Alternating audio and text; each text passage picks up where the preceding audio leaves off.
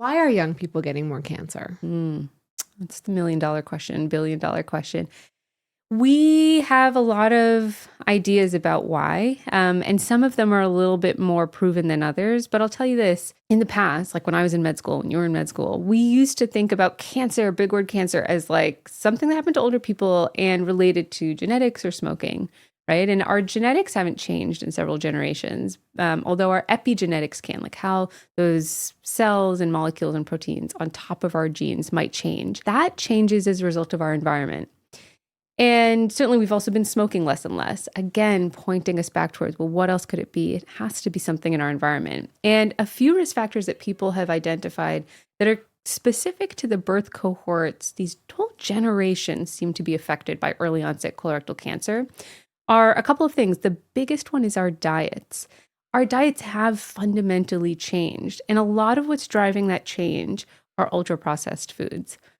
That connection is becoming stronger every single year. There's more data about both in the lab, looking at mice, looking at translational tissue from humans, and experimenting what are the things that we put in ultra-processed foods doing to those cells. We have a lot of that data. And then we're getting this growing body of literature of the epidemiological data where we're looking at just this within the last year.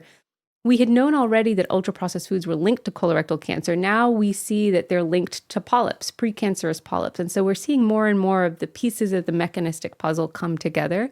And you know what happens with ultra-processed foods is that, one, they have a lot that goes into them that are added in that are different from the original ingredients. And maybe those chemicals and additives are part of the problem. We think they are because we think that some of those additives and emulsifiers weaken this layer of mucus that is throughout our colon. It forms this nice barrier between ourselves and our cells in the outside world. That becomes weakened and inflamed, and it changes the microbiome with ultra-processed foods. And we think that contributes to cancer.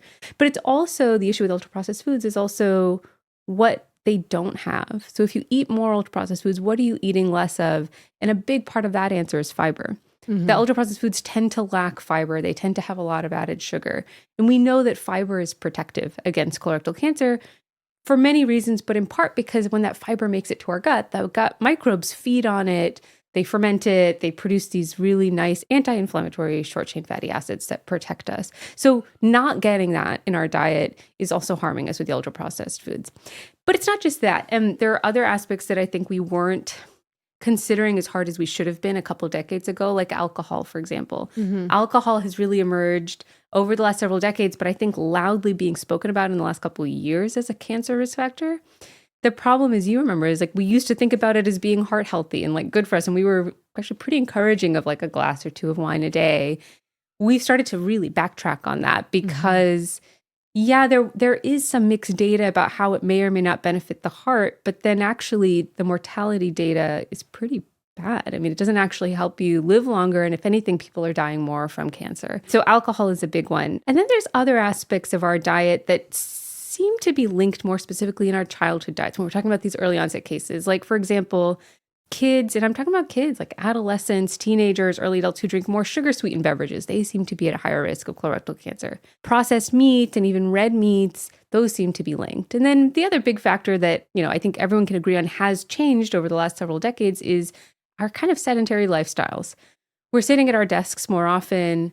We're not getting up and exercising as much. All of those things are very closely linked to our colorectal cancer risk. Why it's happening in younger people, we don't know, but we do think it's because a lot of these cases, a lot of these risk factors are starting earlier and earlier. Like kids are being more and more exposed to ultra-processed foods at a younger age. In a way, when I talk about this topic, like it can feel really overwhelming because it can feel like, you know, now maybe you're in your 20s, 30s, 40s, and you're like, am I doomed because, you know, like goodness knows, I drank so much Capri Sun and like, who knows what I did when I was a kid. Like all of the breakfast cereals were my favorite thing. And you don't have control over a lot of what happened in your childhood. And I don't think there's any help. It's not helpful at all to think about blaming yourself or others for that. But I think what is useful is to say like, well, now we have identified these very likely risk factors. And so whatever age you are now, it's never too late to start to change and to start to reduce the risk that you have, right? Like we can never make our risk of cancer zero at whatever age we are, but we can at least reduce the things that we have some control over. It is really sad though. I mean, we've lost so many, notable people, but also obviously young people in general. And it's scary and it's sad. The one thing that sort of concerns me is that the carnivore diet has become very popular. Oh, let's talk and about with that. that diet, there is like no fiber intake. Yeah. And so are you seeing more people who've been on that diet with polyps or issues or things of that nature? I mean, a lot of people will say their GI symptoms are better on the carnivore diet. Yeah, it's tough. People's GI symptoms actually often do feel better when they eat highly refined carbs or simple kind of meats and not tough fibrous foods. Those are harder to break down. And if you meet anyone who this happens in my clinic often where I'm always encouraging fiber, and someone will go home and they'll be like, okay, I'm going to next week, I'm going to eat salad every single day and I'm going to add these beans and broccoli, and they go from 0 to 100, they're going to feel horrible because they're going to get a lot of bloating. They're going to get a lot of gassing and their GI symptoms will get worse with a high fiber diet. That sensation of those types of symptoms doesn't actually correlate with your health. And I think there's this sort of kind of disconnect about well, why do some foods that make me feel bad, actually, they're the ones that are good for me. And what I tell people is that you're going to feel great eating fiber. It actually just takes time, though. It takes time if you're not used to eating it. Most of the studies have shown that our gut microbes, it takes 8 to 10 weeks for them to change in response to your diet. So if you start low and you go slow, a lot of the things that bothered you might not bother you so much anymore if you give your body some time to respond. The issue I have with the carnivore diet is like everything. It's like with ultra processed foods. It's like, what are you missing out on because you're not incorporating other foods into your diet? A lot of the other plant-based foods are really important. But there is this independent risk of red meat in general, not just processed meat, but red meat, although to a lesser sort of relative risk of colorectal cancer. And we don't know, I mean, the conversation is very nuanced. We know that there's different processing that occurs with processed meats like hot dogs or bacon that we think contributes to why those seem to put people at a higher risk of colorectal cancer. But even the unprocessed meats, people will often tell me, well, what about grass-fed beef, for example? Isn't that going to be good for me? And I can tell you that compared to non-grass-fed beef, there is some data that says, yeah, it might be a little better for your heart. We don't have any data to tell you it's going to be better for your colon. What we do know is that when you look on aggregate of the epidemiological studies, there seems to be an increased association with red meat, not processed meat, but just red meat when you start to eat more than 3 servings per week. So the argument there then is, did they separate out the processed meats in those studies? Yeah, and that's always the counter argument. They're like, no, you can't do it. And there have been a handful of studies that did try to do it. None of the studies are perfect. I actually think that, I hear and I recognize eating red meat is such a big part of our American culture. And a lot of people are like, but this is how my family gets together. We barbecue. Every Sunday we have our roast and this is what we do. And it's hard to be like, this is bad for you. It's not like that. I think you can have a hot dog and still lead a healthy life in some form of moderation. But I think with red meat, what we don't have full clarity on, there are a lot of mechanistic studies in mice that show us possibilities, and it's harder to prove them in humans. But there's potentially something inherent about the red meat, regardless of the kind of processing. But 2, and I think that this is the bigger issue, I think the issue with red meat is how we cook it and what we introduce when we cook it that's putting us at an increased risk. So I can't say this with full confidence today, but I do think, saying that if you cook your meat at a lower temperature more slowly, that's definitely, then there's no risk. But I do feel that there's enough evidence to say there are ways you can cook it that reduce that risk. And so I think it's the charring that we do, when it's on the grill, I think that's the kind of ways that when then you take a big step back and do an epidemiological study and you say, yeah, look at this correlation with red meat. We don't have a way of getting down into that nitty gritty and saying, well, were the people who do that, were they typically the people who were grilling or who was using the cooker? Those studies don't exist. But I think that's actually a big part of how we should be thinking about, if we don't want to fully cut out red meat, because this is important to you, you enjoy it, what can we do to make it a little bit healthier and safer? And, the more that I think you can say, well, let me think about what I'm going to add in, rather than I'm going to take away your steak dinner, which you love. What if I just tell you, I want you to add in a side of broccoli, fill in your favorite vegetable?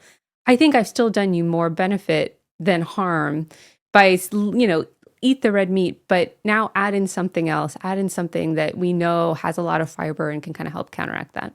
And I think that's really important, right? When we look at like anti-inflammatory diets and pro-inflammatory factors and anti-inflammatory factors, like these big cross-sectional studies where they look at diet food frequency questionnaires. Yeah. And they say, okay, these are pro-inflammatory, these are anti-inflammatory, and they give them a score. What they're doing is they're looking at their entirety of their diet. They're not looking at just what they ate that one time. And I think that's the way people should look at it. I think you bring up a great point about how you cook it, right? So if you don't cook it on the grill and maybe cook it, sous vide it, or, cook it in a different way that may be healthier. But yeah, I think that's really interesting.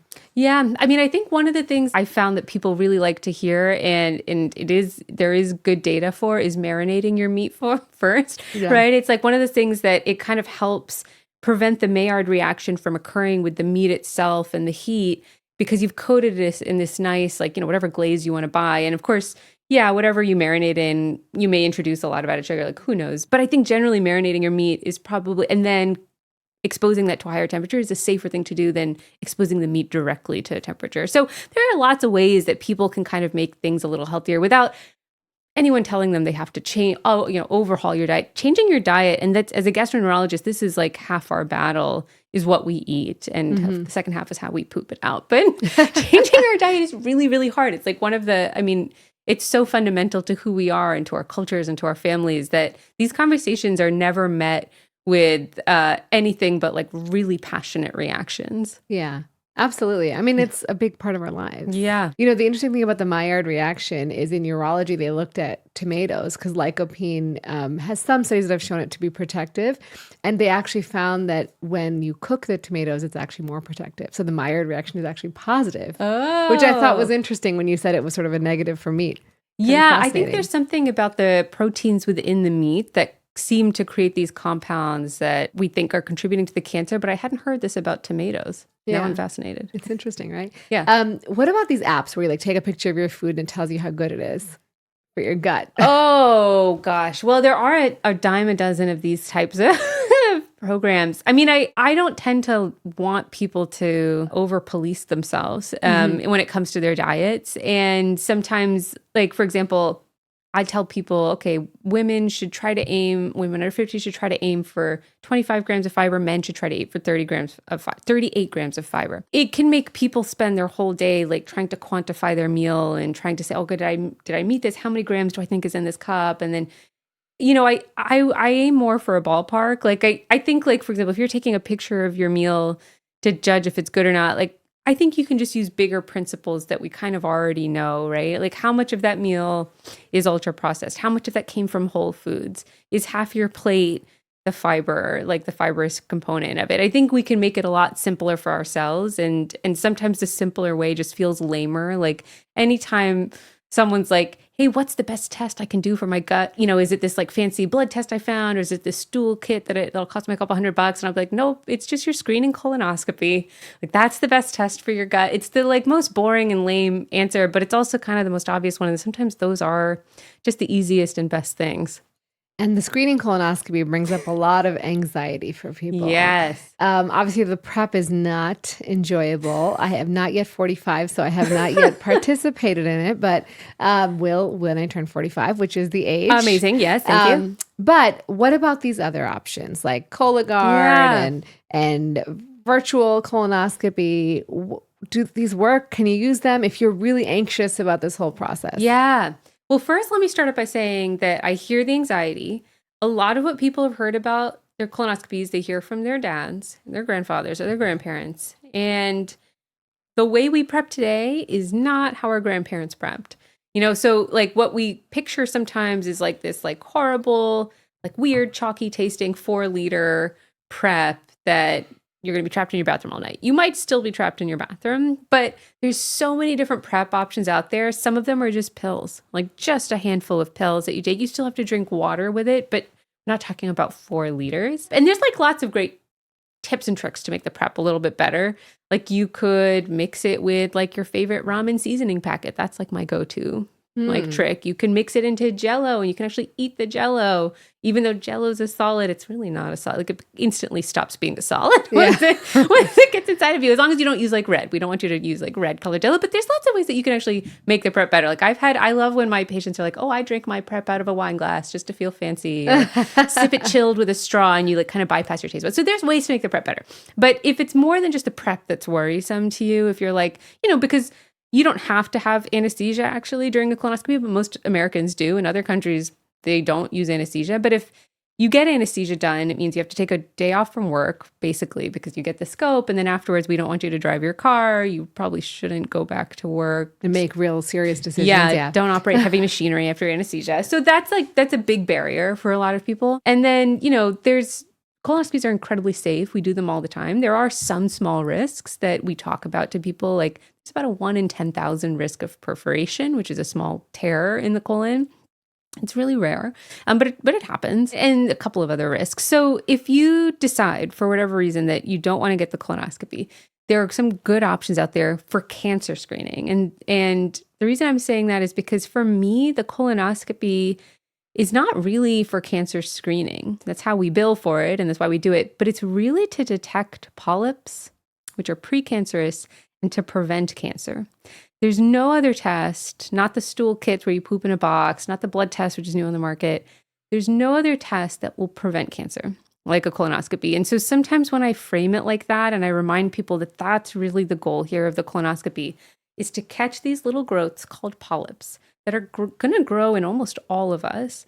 And if we do nothing about them, 5 to 10% of those growths will become cancer. So when we do those colonoscopies, it's a polyp hunt. We're just looking for those polyps and we take them out so they never become a problem. When you do one of these other options, like the stool kits where you poop in a box and they take a look and they look at, is there markers of cancer in there? They do a really good job of saying yes or no, there's a cancer present or not. They do a way less good job of saying, is there a polyp? Is there a worrisome polyp there? Mm-hmm. If there is, if any of these markers come back positive, you'll go to the colonoscopy and we'll say, okay, yeah, we need to go do this. We need to take it out, whatever it is this is picking up. But that's the reason why we do for example, the stool kit more frequently than we do a colonoscopy. If you have a clean colonoscopy, we say, come back in 7 to 10 years. If you're at average risk, we'll see you then. With this stool kit, we don't know if even if you had a negative test, you might have had 2 or 3 polyps in there that were just small, we just didn't see them. And so then we say, come back in 3 years because we don't want those to progress and we just didn't know it. So if somebody is saying, what I really want to do is prevent cancer, I bring them back to the colonoscopy. That's what I would do for myself. That's what I tell my family members to do. But if you have a lot of other reasons where you're like, this is just not going to happen for me, but I do want to get screened for cancer. I want to know today, do I have it? Do I not? Stool kit's wonderful. Get this toolkit. The company will mail you a box. It discreetly arrives. There's no label on it on the outside. The mail guy is not going to know what's in there. You pick it up, you put your specimen in, and they'll have all these instructions. But basically, you put a little collection kit inside the toilet bowl. You put it in, you collect it, and then you put a small amount of that in the tube. You mail it back, and then in a couple of days to weeks, you get the result, and then the doctor tells you what it is. There's these other tests too. More recently, the blood test. Mm-hmm. Which is very exciting. It's similar. It performs maybe slightly less well than the stool kit, but it can still detect cancers. That one's easy. You can go to your doctor's office, you can get the test, go home, come back soon. If you'll get the answer pretty soon. And then there's this last option, which is the virtual colonoscopy, or the CT colography. Mm-hmm.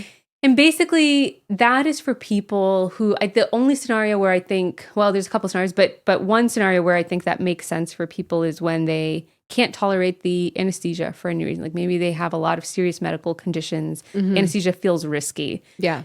You still have to do the prep for the CT colography. A lot of people are like, can't I just get a regular CT? Why doesn't an abdominal CT pick up these polyps? These polyps are so small and so subtle.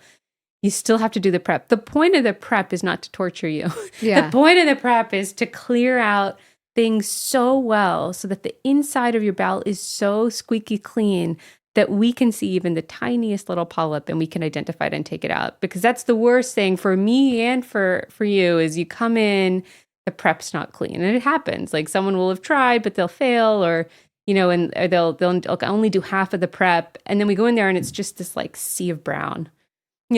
you don't want me to say, I did an okay job, see you in 10 years, but actually I hadn't seen everything that well. Like, you want to give this prep your like A+ behavior. So anyway, the CT colography, you still have to do the prep, but then you do the special contrast and we're able to see those polyps well. And then if you see one, we're going to have to do a procedure to remove it. Well, that's very helpful because I think I didn't know that, to be honest with you. And I think knowing that a colonoscopy is actually treating these precancerous polyps. Yeah. I mean, I knew that, but like I didn't really think of it that way. That treating this colonoscopy is treating these precancerous polyps so that they won't transform. It's reason enough because if you find a polyp in any other way, you're going to have to go to the colonoscopy anyways. Yeah. I mean, we don't have that many other tests, procedures that prevent cancer. The way we have that for colonoscopy, only because in a way we've understood for so many decades how colon cancer develops, that natural progression of these polyps. And all of these things we're putting in our diet every day that put us at just a slightly higher risk. I mean, that's causing mild amounts of inflammation and injury. We're going to get polyps. Almost all of us do get them. But the key is just to, and not every polyp will become cancer. But we know predictably that some will, and we really just don't want to take a risk with that. If you like guys like that clip with Dr. Trisha Pasricha, check out the full episode right here.